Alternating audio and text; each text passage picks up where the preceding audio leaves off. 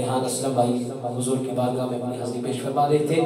آپ کی نعت کے دوران خطیب اہل سنت فخر اہل سنت حضرت علامہ مولانا قاری طفیل احمد نقشبندی خطیب جامع مسجد اللہ والا چوک آپ تشریف لائے. اللہ کریم آپ کو قدم قدم پر لاکھوں نیکیاں عطا فرمائے. ہمیشہ آپ شفقت فرماتے ہیں, ہمارے بزرگ ہیں, ہمارے سینئر ہیں, آپ ہماری سرپرستی فرماتے ہیں. اللہ کریم آپ کو اجر عظیم عطا فرمائے.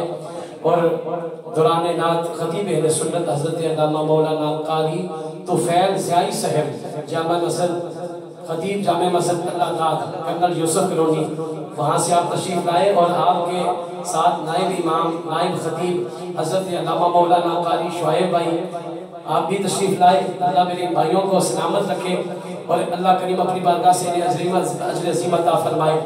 اسی طرح حضرت علامہ مولانا قاری معظم بھائی آپ بھی تشریف لائے, قاری احمد رضا قاضی آپ بھی تشریف لائے, قاری یاسر صاحب اللہ کریم سب میرے بھائیوں کو سلامت رکھے. میں پیر سید نصیر الدین شاہ صاحب کے اس کلام کے ساتھ آخری ثنا ان کو آپ کے سامنے پیش کرتا ہوں. پیر صاحب لکھتے ہیں تھی جس کے مقدر میں گدائی تیرے در کی, تھی جس کے مقدر میں گدائی تیرے در کی, قدرت نے اسے راہ دکھائی تیرے در کی, اور میں بھول گیا نقش و نگار رخ دنیا, میں بھول گیا نقش و نگار رخ دنیا, صورت جو میرے سامنے آئی تیرے در کی. آپ فرماتے ہیں ہے عرض و سماوات تیری ذات کا صدقہ, یا رسول اللہ ہے عرض و سماوات تیری ذات کا صدقہ.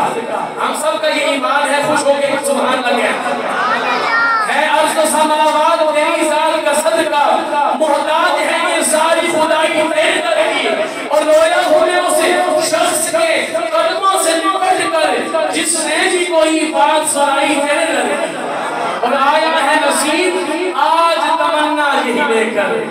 اللہ پیر سید نصیر الدین شاہ صاحب نور اللہ مرقدہ آپ کی تربت پاک پر کروڑا رحمتوں کا نزول فرمائے. کہہ دیا آمین. آیا ہے نصیب تمنا اپنی جو ہے حضور کی بارگاہ میں لے کر جاتے ہیں, اس کو بیان کرتے ہیں. فرماتے ہیں آیا ہے نصیب آج تمنا یہی لے کر کہ پلکوں سے کیے جائے صفائی تیرے در.